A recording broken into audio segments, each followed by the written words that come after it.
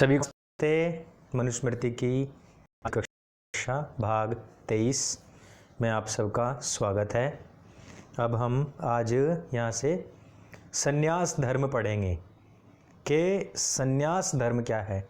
संन्यास के विषय में मनु महाराज ने क्या कहा है कि चौथा जो आश्रम है वो होता है वानप्रस्थ संन्यास का, तीसरा होता है वानप्रस्थ, चौथा होता है फिर संन्यास। और उसमें कहा गया है कि वानप्रस्थ द्विज अर्थात ब्राह्मण क्षत्रिय वैश्य पूर्वोक्त वानप्रस्थ विधि के अनुसार वनेषु आयुषः तृतीयम भागम विहृत्य, वनों में आयु का तीसरा भाग अर्थात 70 से 75 वर्ष तक व्यतीत करके आयुषः चतुर्थम भागम, आयु के चौथे भाग में संसार के सभी पदार्थों एवं प्राणियों में आसक्ति भाव अर्थात उनकी इच्छा, उनका मोह ममता को छोड़कर परिव्रजेत अर्थात संन्यास आश्रम को धारण करे। इस प्रकार जंगलों में आयु का तीसरा भाग अर्थात अधिक से अधिक 25 वर्ष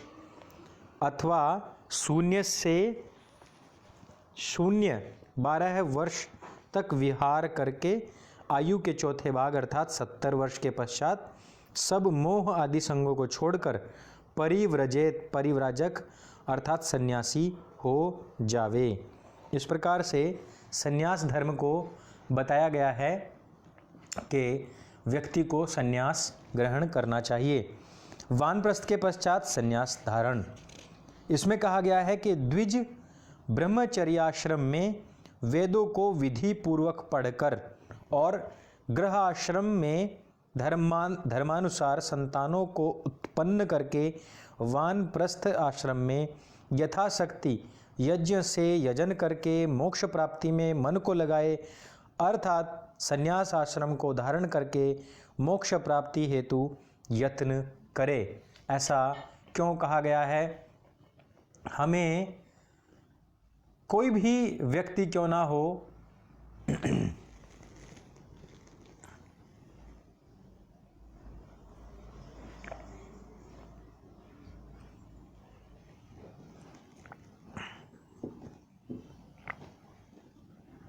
न क्या ये हमारे देखिए नागे बाबा जो हैं वो वैदिक धर्म का हिस्सा नहीं है, उसको हिंदू का हिस्सा कह सकते हैं, लेकिन इन लोगों को वैदिक धर्म का हिस्सा कहना गलत होगा क्योंकि वैदिक परंपरा में ये कुछ भी नहीं है ना।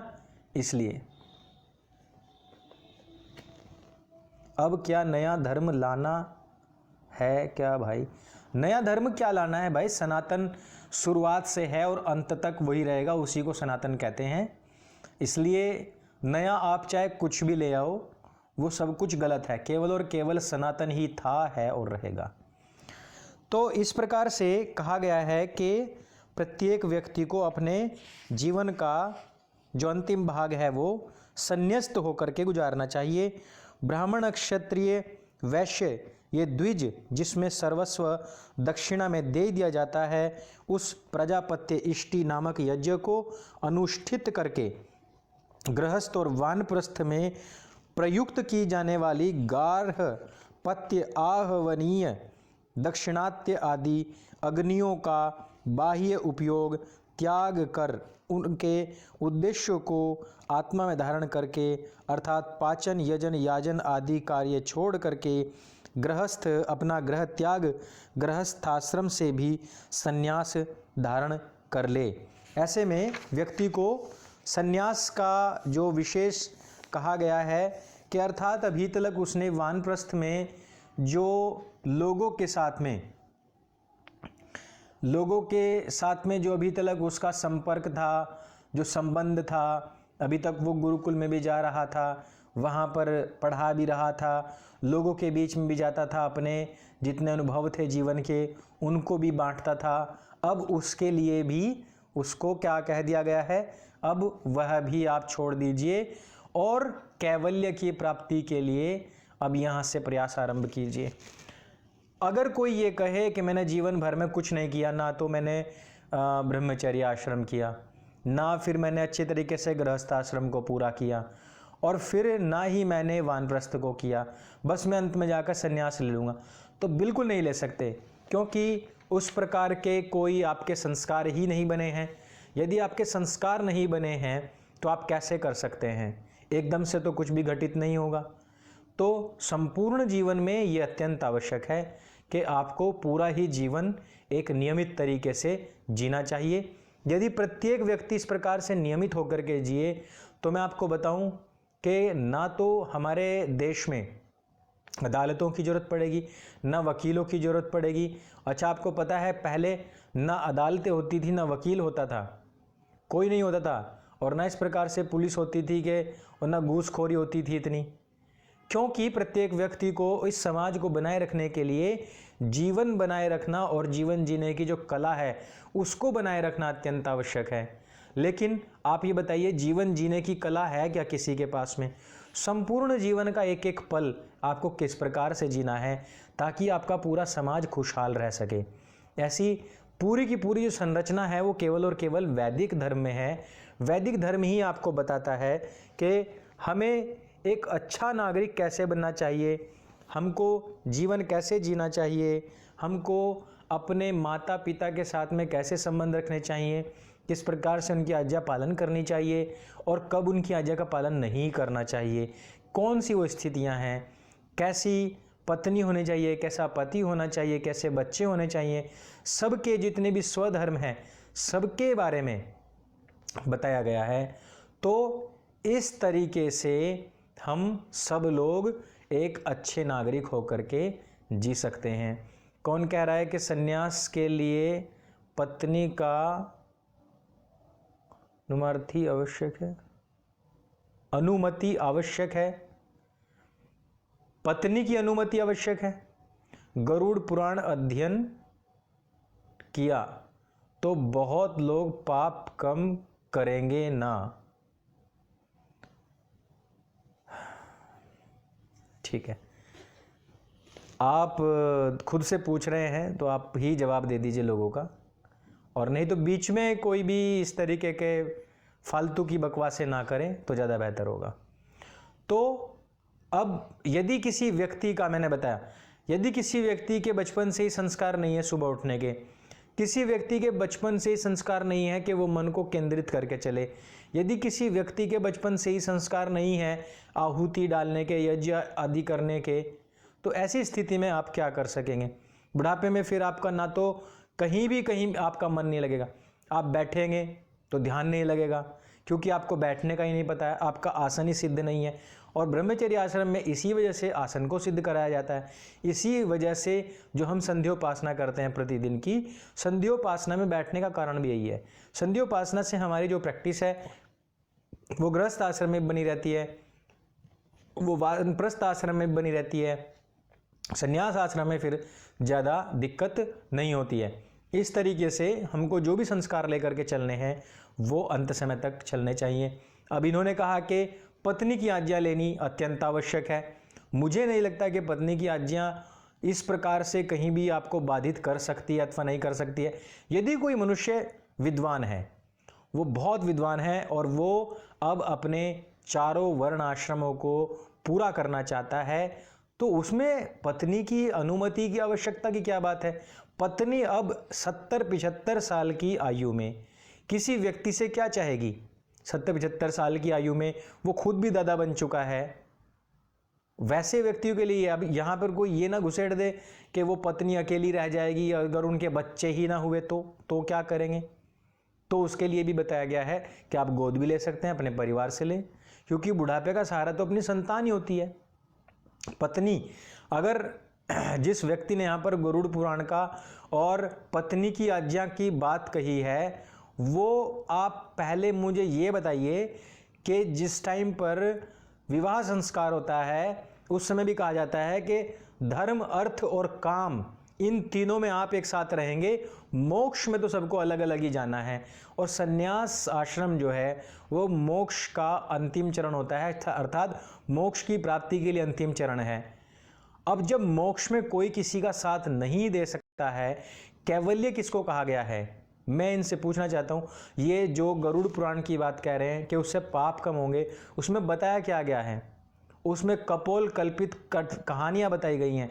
आप मरेंगे तो उसके बाद में आपका क्या होगा, किस तरीके से आप जाएंगे, क्या कौन से पाप का कौन सा उसका फल मिलेगा।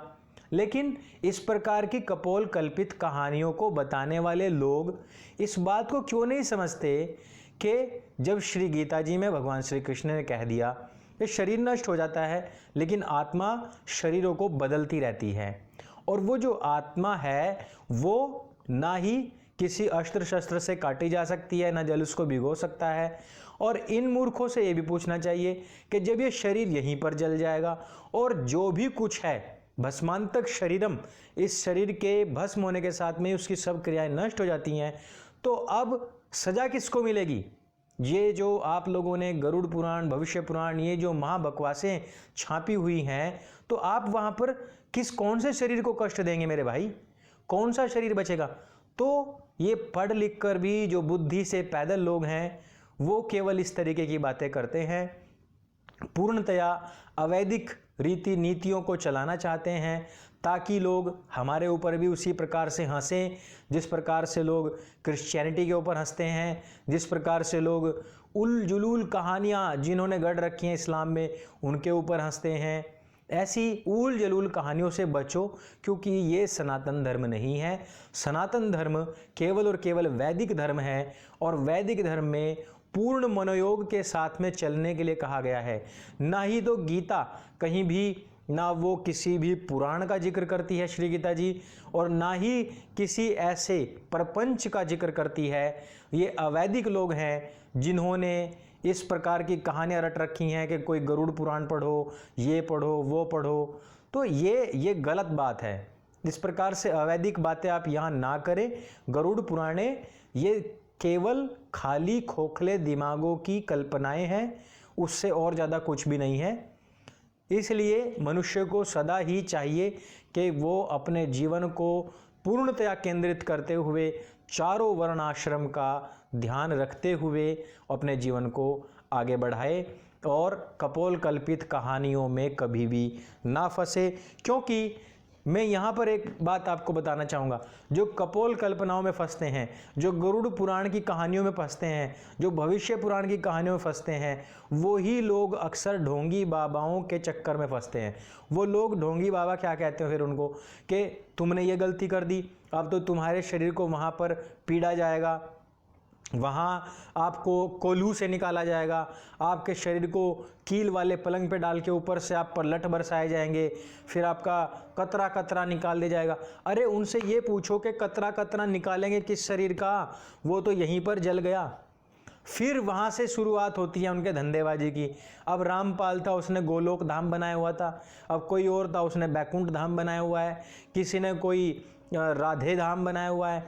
ये ड्रामों से बाहर निकलो, इनसे बाहर निकलो, अन्यथा ये हिंदू जो जितने भी लोग हैं ये सब नष्ट हो जाएंगे। ये इस प्रकार की बात ना करें आप।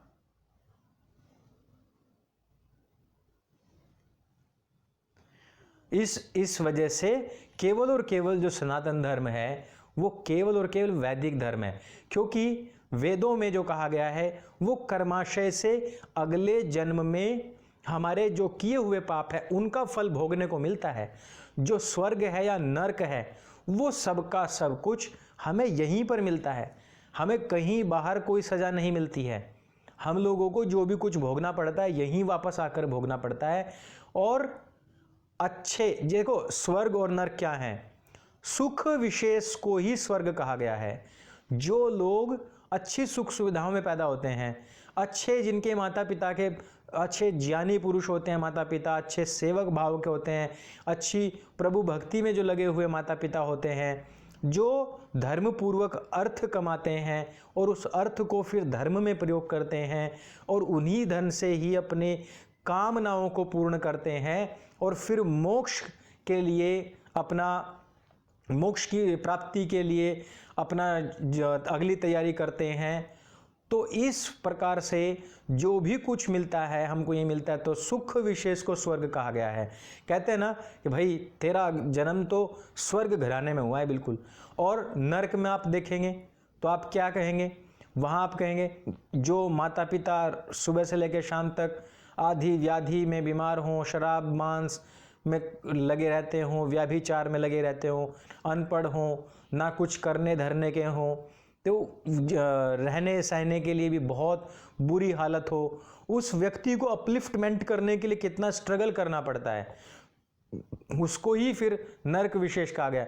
नर्क की जितनी भी जो कल्पनाएं हैं, जो जितनी भी लगाई गई हैं, वो सारी की सारी ऐसी ऐसी बातों पर ही लगाई गई हैं। मोक्ष जहाँ पर आपका जन्म और मरण का ये जो चक्र है ये नष्ट हो जाता है, बिल्कुल समाप्त हो जाता है। यानी कि प्रकृति और आत्मा, यानी कि शरीर और आत्मा पूरी तरीके से जहाँ पर अलग हो जाता है, वही मोक्ष है, उसी को मोक्ष कहा जाता है। अर्थात इच्छाओं की समाप्ति, जहाँ कोई इच्छा विशेष ना रहे, तो वैसी स्थिति को मोक्ष कहते हैं। ये बार बार जन्म लेना, ये भी अपने आप में एक नर्क है, इसको ही तो नर्क कहा गया है। बाकी और उसके अलावा कोई नर्क नहीं है, ना ही किसी ने वो नर्क देखा है, ना ही उस नर्क में आज तक कोई पहुंच पाया है।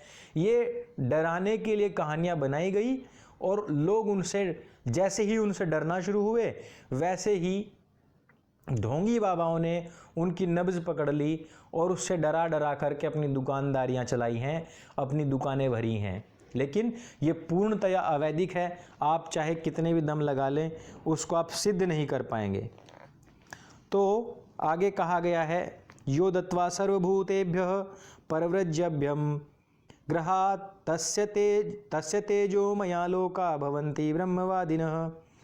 इसमें कहा गया है कि जो द्विज सब प्राणियों के लिए अभय दान की घोषणा करके, अर्थात प्राणियों को दुखों के भय से मुक्त कराने के लिए लोकोपकार करने की प्रतिज्ञा करके वानप्रस्थ ग्रह अपना स्थायी आवास त्याग कर अथवा गृहस्थ अपना घर छोड़कर संन्यास ग्रहण करता है, उस वेद और ईश्वर के उपदेशक ब्रह्मज्ञानी के लोक परलोक अर्थात जन्म जन्मांतर अथवा मोक्ष लोक ब्रह्म ज्ञान एवं परमात्मा के प्रकाश से प्रकाशित होते हैं। अर्थात उसका जीवन परम पर जन्म ज्ञान और ब्रह्ममय होता है, अथवा उसकी मोक्ष की प्राप्ति होती है। यानी कि उसको मोक्ष की प्राप्ति होने में वहाँ से फुल टाइम मिल जाता है, उसको साधनाओं के लिए टाइम मिल जाता है, उसको अपना स्वाध्याय का समय मिल जाता है, एकांत का समय मिल जाता है, ध्यानोपासना का समय मिल जाता है, आत्म साक्षात्कार करने का समय मिल जाता है, और साथ ही साथ वो जितने भी जीवन उसको लोगों के बीच रह कर के जीना था वो भी वो कर लेता है। अब उसकी पूरी तैयारी अपने जीवन के अंतिम लक्ष्य अर्थात मोक्ष के लिए होती है। और यदि ऐसे में कोई व्यक्ति मान लो कि मोक्ष भी प्राप्ति ना कर पाए तो भी उसका जो अगला जन्म होगा वो शांत होता है, बहुत अच्छे तरीके से होता है। इस वजह से हमको अंतिम समय में कहा भी गया है, अंतिम समय में जिस व्यक्ति की जैसी भावना होती है अगला जन्म उसको वैसा ही मिलता है। इस वजह से संन्यास का जो समय आपको दिया गया है आपकी रीति नीतियों के अनुसार, उसमें ये दिया गया है कि ताकि आप ये खाने की कमाने की ये जो प्रपंच है इसकी जो भाग दौड़ है उसमें ना रहें, आप उससे बाहर निकल जाएं, आप किसी भी प्रकार के मोह माया से बाहर निकल जाएं। आप ऐसा ना हो कि जब गृहस्थ में रहते हैं तो बहुत सारी चीज़ें होती हैं, गृहस्थ आश्रम में हमने आपको बताया भी था कि कितने सारे ऐसे पाप हो जाते हैं हमसे जो ना चाहते हुए भी हमको करने पड़ जाते हैं। तो इस वजह से हम लोगों को इस ऐसे कार्यों में लगना चाहिए कि जिससे कि हमको कैवल्य की प्राप्ति हो, एकांत मिले हमको। मोक्ष कैसे मिलता है? मोक्ष मिलता है कि जब हम अपना आत्म साक्षात्कार करने के बाद में परमात्म साक्षात्कार कर लेते हैं। परमात्म साक्षात्कार अर्थात आप ये देखो कि आप यहाँ बैठे हुए जहाँ फिलहाल आप फ़ोन देख रहे हो और आपके पास में एंड्रॉयड फ़ोन है कोई 10-12 हज़ार का, और आपको 50-70 हज़ार रुपये का कोई अच्छा सा फ़ोन दिख जाए और कोई कहे कि भाई इसको छोड़ दो इसको ले लो, तो आप अपने पुराने फ़ोन को छोड़ करके नया फ़ोन ले लेंगे क्योंकि उसमें आपको अपलिफ्टमेंट दिख रहा है। तो वो जब आप उसको ले लेंगे, क्योंकि आपको दिख रहा है ना कि उसमें ज़्यादा अच्छा है, अच्छे फीचर्स हैं, अच्छे उसमें सुविधाएं दी गई हैं, इसीलिए तो लेते हैं। जब भी हमारे सामने दो चॉइसेस होती हैं, एक में 49 मार्क्स मिल रहे हैं, दूसरी चॉइस में आपको 51 मार्क्स मिल रहे हैं, आप 51 को ही लेंगे। 50-50 में बड़ा झंझावात रहता है, लेकिन अगर उससे 2 पॉइंट भी ज़्यादा मिल गया, आपको 1 पॉइंट भी ज़्यादा मिल गया, तो ही आप उसको तुरंत ही कैप्चर कर लेते हैं। यही चीज़ वहाँ पर है।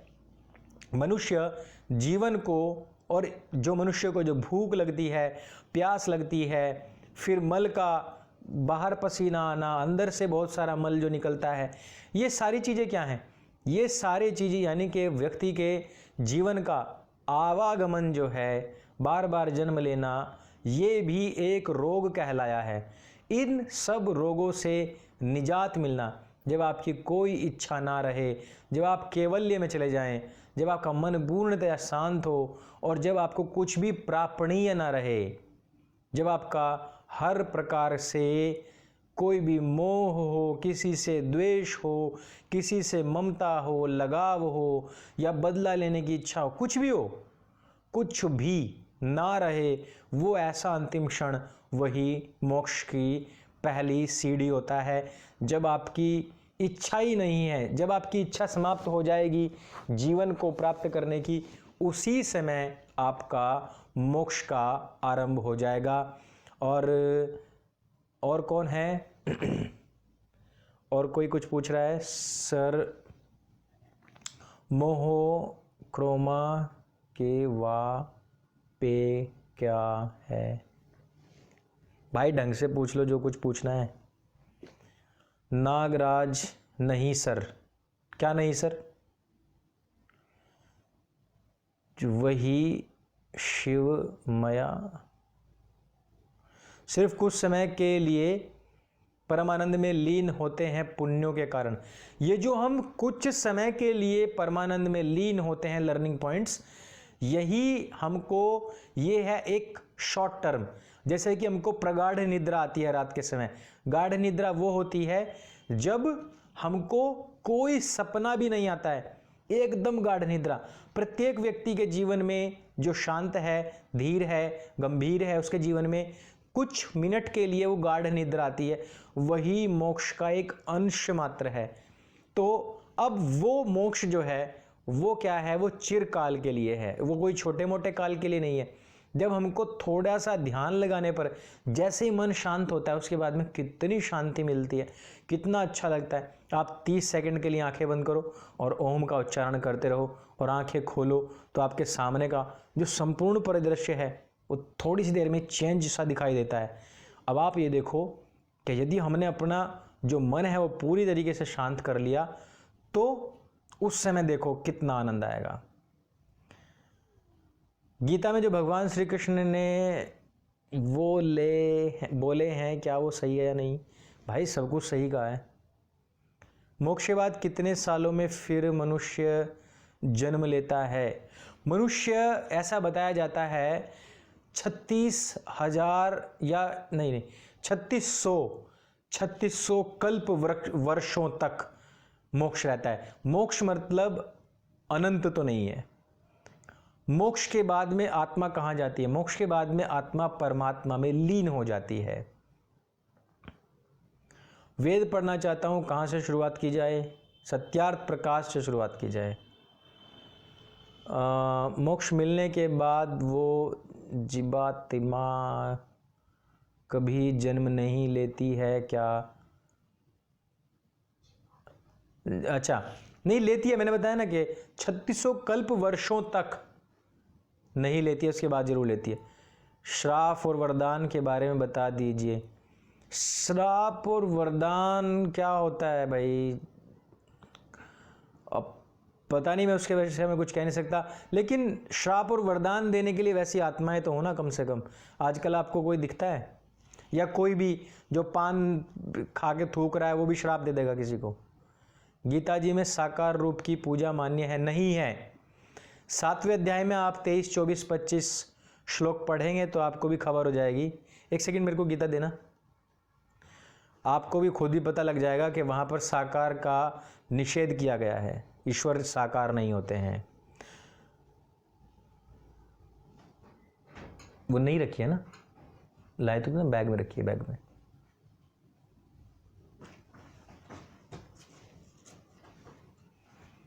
नमस्ते गुरुजी, कौन सा आधार पर सपना आता है? हमारे मन के आधार पर ही हमको सपने आते हैं। देखो मैं बता रहा था आपको, 7वां अध्याय खोल लो, 7वां अध्याय गीता होगी जिस जिसके पास में।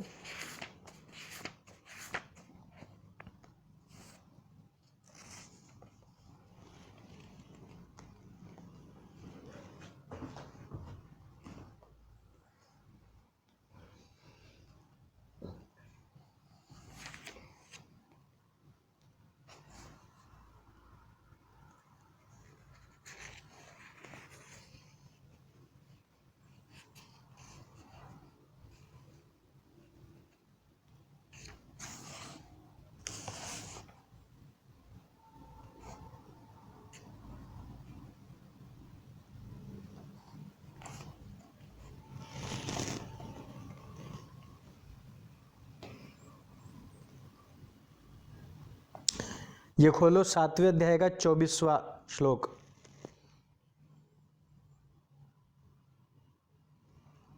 किस किस के पास है अभी गीता? खोलो।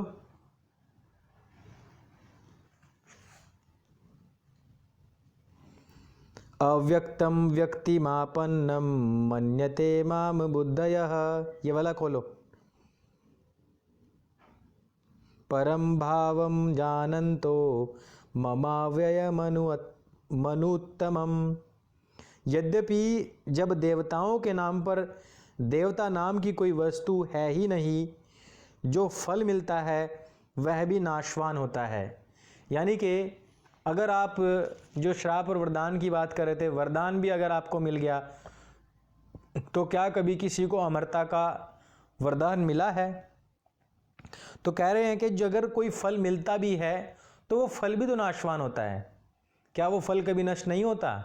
आपने क्या मांगा किससे? गाड़ी मांगी, नष्ट होने वाली है, आज नहीं तो कल। आपने बालक मांग लिया, मुझे बालक मिल जाए। किसी ने मान लिया कि चलो वरदान दे भी दिया, तो वो भी तो नाशवान है। स्थायी क्या है? और जो कुछ भी नाशवान है, क्या वो सब चीज़ें ईश्वर के बराबर में रखी जा सकती हैं? नहीं रखी जा सकती हैं। क्या ईश्वर नाशवान है? नहीं है। तो हमको जो कहा गया है हमारे यहाँ, छोटी मोटी चीज़ों से आप लोग पता नहीं क्यों संतुष्ट हो जाते हो कि बस मुझे गाड़ी मिल गई, मुझे नौकरी मिल गई, मुझे लैपटॉप मिल गया, मुझे फ़ोन मिल गया, बस इतनी सी बात है। ये तो हमारे सनातन धर्म में बच्चों का उद्देश्य होना ही नहीं चाहिए। तो इस वजह से आगे कहा गया है, फिर भी सब लोग मेरा भजन नहीं करते। भजन का मतलब ये नहीं है यहाँ पर कि हरे कृष्ण गोपाली और उस तरीके के कुछ भी वो गाने लग जाओ। फिर कहा है कि क्योंकि बुद्धिहीन पुरुष, जैसा कि पिछले श्लोक में आया कि कामनाओं द्वारा जिनका ज्ञान अपहृत हो गया है, वो मेरे सर्वोत्तम अविनाशी और परम प्रभाव को भली प्रकार नहीं जानते। अब देखो, मेरे सर्वोत्तम और अविनाशी, अविनाशी भाव क्या कहा गया है यहां पर? जो मेरे अविनाशी भाव को नहीं जानते हैं। अविनाशी। अब इसमें देखो आगे क्या लिखा है, क्योंकि श्री कृष्ण स्वयं शरीरधारी योगी थे, योगेश्वर थे, जो स्वयं योगी हो और दूसरों को भी योग प्रदान करने की क्षमता हो, उन्हें योगेश्वर कहा जाता है। लेकिन उनका शरीर भी नष्ट हुआ था, इसलिए यहाँ पर श्री कृष्ण किसी अन्य की बात कर रहे हैं। यहाँ पर वो इस प्रकार की बात नहीं कर रहे हैं, ठीक है। तो वो कह रहे हैं कि जो ईश्वर के सर्वोत्तम और अविनाशी और परम प्रभाव वाला नहीं जानता है, वो भी मूर्ख है। अब देखो आगे क्या लिखा है, शरीरधारी होते हुए भी वे उसी अव्यक्त स्वरूप में स्थित हो जाते हैं। फिर भी कामनाओं से विवश मंद बुद्धि के लोग उन्हें साधारण व्यक्ति ही मानते हैं। वे सोचते हैं कि हमारी ही तरह ये भी पैदा हुए हैं, तो भगवान कैसे हो सकते हैं? उन बेचारों का दोष है भी क्या? दृष्टिपात करते हैं तो शरीर ही दिखाई पड़ता है। वे महापुरुष के वास्तविक स्वरूप को देख क्यों नहीं पाते? इसके बारे में श्री कृष्ण आगे कह रहे हैं, सामान्य मनुष्य के लिए माया एक पर्दा है जिसके द्वारा परमात्मा सर्वथा छिपा है। योग साधना समझकर वह इसमें प्रवृत्त होता है। और जिस प्रकार से यहाँ पर भगवान श्री कृष्ण ने अपना जो योग और सांख्य के विषय में पूरी गीता जी में बताया भी है कि प्रत्येक व्यक्ति ईश्वर रूप हो सकता है योग के माध्यम से। हमने कहा कि व्यक्ति यदि आत्म साक्षात्कार कर ले तो उसके बाद में वो परमात्म साक्षात्कार भी कर सकता है। और परमात्म साक्षात्कार का जो सोपान बताया गया है वो ही यहाँ पर संन्यास धर्म बताया गया है। तो आगे मनुस्मृति में कहा है,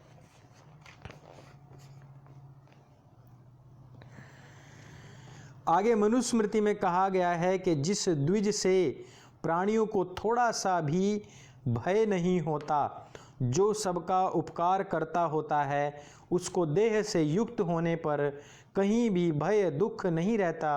अर्थात वह या तो स्वर्ग में जन्म प्राप्त करता है या भय आदि दुख रहित मोक्ष प्राप्त करता है। अब यहाँ पर जो आया है कि या तो वो स्वर्गमय जन्म प्राप्त करता है, अर्थात कोई अलग से कोई स्वर्ग नहीं है, स्वर्गमय जन्म प्राप्त करता है।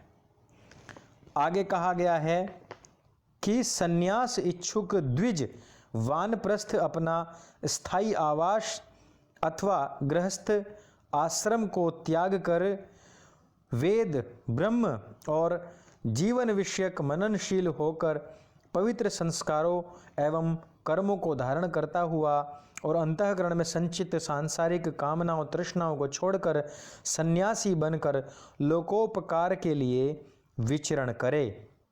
अर्थात उस समय भी ऐसा नहीं है कि आप बस एक जगह पर ही बैठ जाओ। भाई एक मिनट, ये नागराज प्रसाद जी, मैं आपके सामने हाथ जोड़ता हूँ, कृपया आप ये लाइव छोड़ करके चले जाइए या फिर मुझे बता दीजिए वो स्वर्ग है कहाँ, क्योंकि आप क्लास को बहुत ज़्यादा डिस्टर्ब कर रहे हैं। हम यहाँ बिल्कुल भी पौराणिक लोगों के लिए नहीं बैठे हुए हैं। आप कृपया करके अपने घर जाएं, इसको बंद करें, आराम करें, सो जाएं, या फिर टीवी पर कोई भी नाग नागिन का कोई वो चल रहा होगा कार्यक्रम, आप उसको देख सकते हैं। ठीक है ना? हाँ, आप बता दीजिए। चलो आप आज आपसे ही बात कर लेते हैं, वैसे भी कक्षा का समय हो गया है। आप मुझे बताएं स्वर्गलोक कहाँ पर है, कौन से लोक में है और धरती से कितने किलोमीटर ऊपर है? आपसे ही बात करते हैं अभी। धरती से कितने किलोमीटर ऊपर है स्वर्गलोक, बताइए।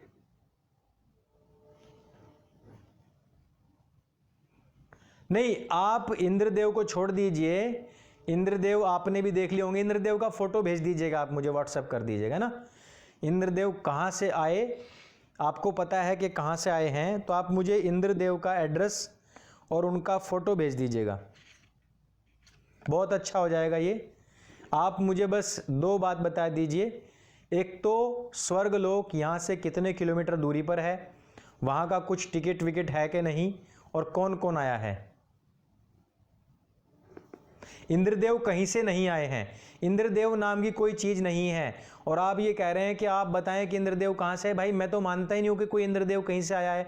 आपको पता है ना कि इंद्रदेव कहाँ से आए हैं, इसलिए आप मुझे फोटो भेज दीजिए उनका। आप इंद्रदेव जी को सिद्ध कर दीजिए कि इंद्रदेव कहीं से आए हैं। मैं तो मानता ही नहीं, मैंने तो कहा ही नहीं है कि इंद्रदेव कहीं से आए हैं, इसलिए आप बता दीजिए।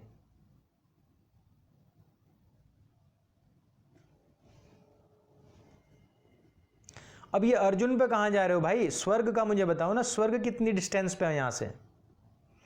आप बताइए स्वर्ग यहाँ से कितने डिस्टेंस पे है? आप इंद्र और अर्जुन में मत घुसड़िए। अब आपसे क्वेश्चन किया गया है कि स्वर्ग लोक है तो यहाँ से कितने किलोमीटर पे है, कौन से ग्रह पे है, बस इतना बता दीजिए एक बार। मैंने इंद्र का सवाल ही नहीं किया, मैंने तो स्वर्ग का सवाल किया। आपने कहा स्वर्गलोक है, तो मैंने कहा कि स्वर्गलोक आप मुझे बता दीजिए। अरे यार कितने मंदबुद्धि इंसान हो भाई, हैं? मतलब पागल हो गया बिल्कुल ही। मैं कह रहा हूं आपने कहा स्वर्गलोक, आप ये इंद्र में कहां घुस रहे हो? इंद्र का अर्जुन, अर्जुन का इंद्र। आप मुझे स्वर्गलोक के विषय में बताएं, बाकी फालतू बातें ना करें, नहीं तो मैं अभी तुरंत आपको ब्लॉक कर दूंगा, क्योंकि आप जैसे मूर्खों से मुझे बिल्कुल समय यहां पर वेस्ट नहीं करना है। आप लोग यही तो करते हैं, पौराणिकों ने जो गंद मचाया हुआ है यही तो मचाया हुआ है। इनको ना क्वेश्चन करने का पता होता है, ना इनको आंसर करने का पता होता है। इनको आंसर भी नहीं करना आता है, इनको क्वेश्चन भी नहीं करना आता है।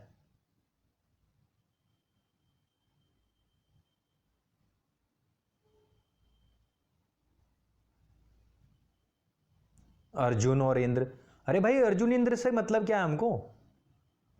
ना हमने अर्जुन देखा है, ना इंद्र देखा है, और ना हमने स्वर्ग देखा है। ठीक है, आप मुझे ये बताएं कि बस यहां से जो स्वर्ग है वो कितने डिस्टेंस पर है और कौन से ग्रह पर है, दैट्स इट।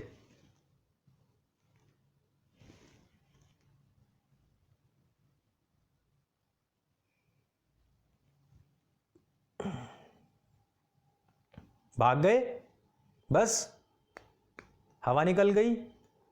तब से आप बकवास कर रहे थे। मैं पूछ रहा हूं भाई, अगर आपको स्वर्ग का पता है तो हमको एड्रेस दे दीजिए।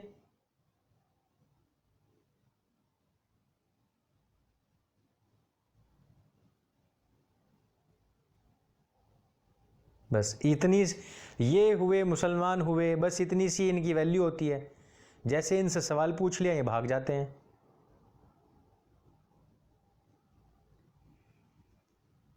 चलो खैर, अभी किसी का सवाल है क्या? आज सैटरडे है, कल शायद कक्षा ना हो, तो आप लोग पूछ लीजिए। आपके पास में है अभी 1 मिनट। हाँ, आप vedrishi.com से ले सकते हैं।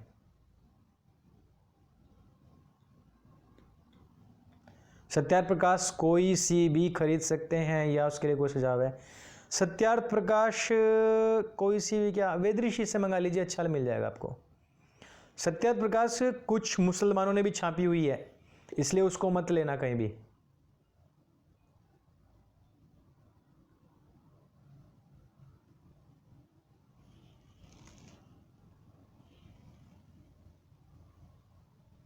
सर मैंने ऊपर कमेंट में एक सवाल पूछा है, उसका रिप्लाई दें। भाई अब दोबारा चेप दो, वहाँ से कॉपी पेस्ट कर दो।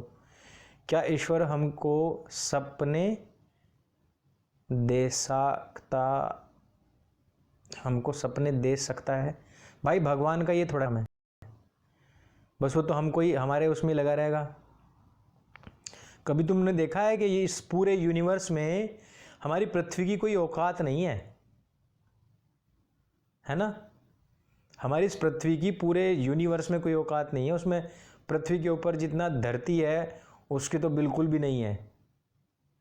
और इसमें भी इंडिया में आपका शहर, आपका गांव, उसमें भी गांव में भी आपका घर, उसमें भी आप कोई वैल्यू नहीं रखते हो। इस पूरे ब्रह्मांड को चलाने वाला, इस अखिल विश्व को चलाने वाला, पता है हम दरअसल क्या सोचते हैं कि बस इतनी सी है ये पूरा जो विश्व है, और हमारे भगवान ने हमारी ठेकेदारी ले रखी है।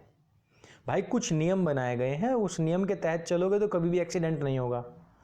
और फिर कहोगे कि जी हमको तो यातायात का पुलिसकर्मी नहीं बचाना है, बस हम उसकी पूजा कर लेंगे, हमारी गाड़ी सही चलती रहे, कहीं ठुके भी नहीं।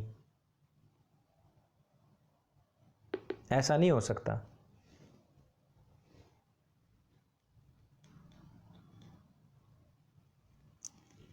ओके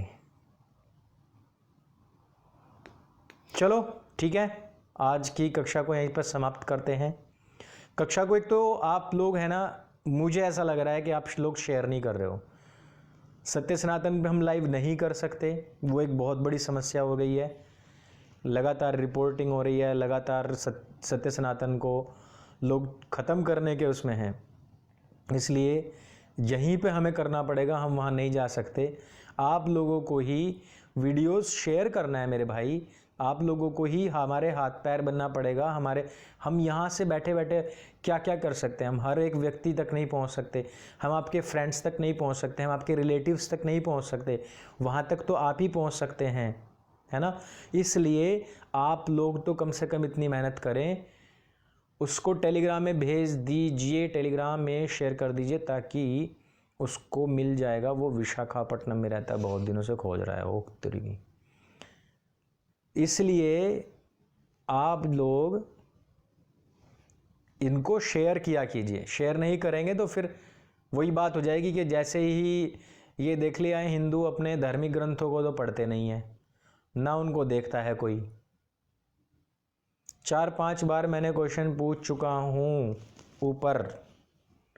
ठीक है भाई, मैं कल बता दूंगा फिर, है ना। ऊपर मैं अब कैसे देखूँ बताओ।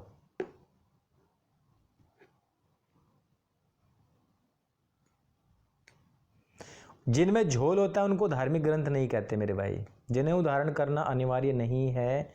सारा ब्रह्मांड एक है, ऊंच नीच को भूल जाओ। बिल्कुल अनिवार्यता कुछ नहीं है। यज्ञ करने वाले को यज्ञोपवीत धारण करना चाहिए केवल। सभी धारण करें, मैं शेयर करता हूं लेकिन कोई देखता नहीं है। कोई बात नहीं, कभी तो देखेंगे, मैं शेयर करता हूँ। सत्य सनातन की कर दिया करो, उनमें थोड़ा सा रोचकता होती है, वो थोड़ी इंटरेस्टिंग होती हैं। अभी सर मैं 1 मिनट रुको। ओके ठीक है, पवन भाई आप अपना सवाल लाओ। पुरानी चतुर्युगी, भाई नई चतुर्युगी कौन सी है पहले आप मुझे बताओ।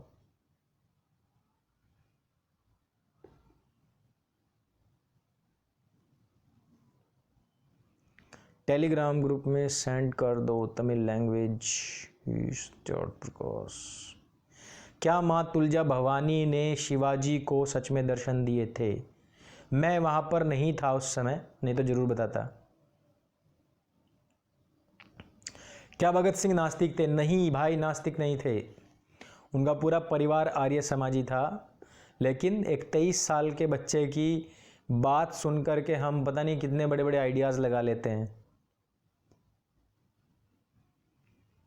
क्या मैटर करता है भगत सिंह ने क्या लिखा था क्या नहीं लिखा था? भगत सिंह में पूरी मैच्योरिटी आ गई थी क्या उस टाइम, या भगत सिंह भगवान थे? हमें समझना चाहिए। ठीक है, उन्होंने बलिदान दिया है, बहुत अच्छी बात है, हम उनका बहुत सम्मान करते हैं। लेकिन कभी कभार हम ना बहुत ही एक्सट्रीमिस्ट हो जाते हैं। किसी ने कुछ भी लिख दिया, लिख के मर गया, कोई भी व्यक्ति हो, मैं भगत सिंह की बात नहीं कर रहा हूँ, बस हम उसी को ही मानना शुरू कर देते हैं।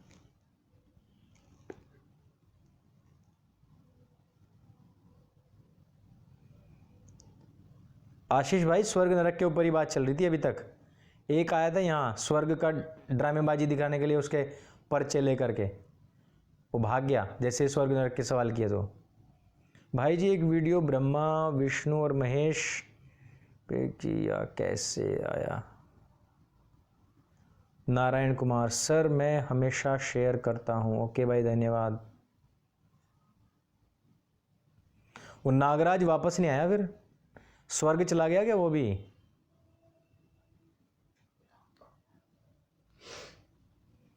ईश्वर से जो सदैव आनंद स्वरूप है। भाई आप सवाल दे रहे हो या नहीं दे रहे हो? कौन था वो? सत्यार्थ प्रकाश पढ़ने के बाद क्या पढ़ें? वेद दर्शन उपनिषद। हाँ, सत्यार्थ प्रकाश पढ़ने के बाद में सबसे पहले आप वेद पढ़ते हैं या दर्शन पढ़ सकते हैं। उपनिषद एकदम से ना पढ़ें, उपनिषद में आपको लगेगा कि तो सब कहानियां हैं। विवेकानंद जी ठीक थे अपनी जगह पे, वो भी ठीक ही थे। शिवाजी की तलवार का नाम था भवानी, वीडियो में टेलीग्राम ग्रुप में भेज दूंगा। सर दयान के बारे में बताएं। भाई दयान कौन है?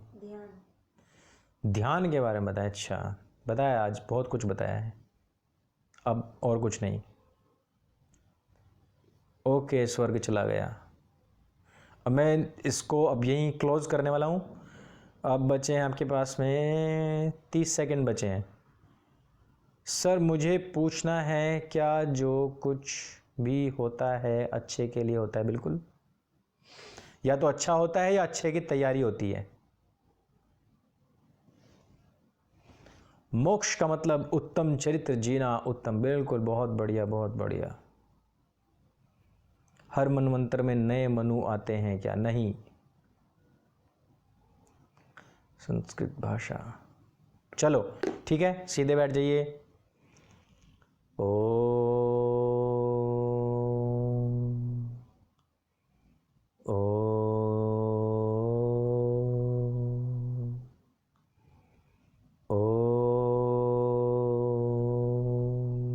शांति शांति शांति।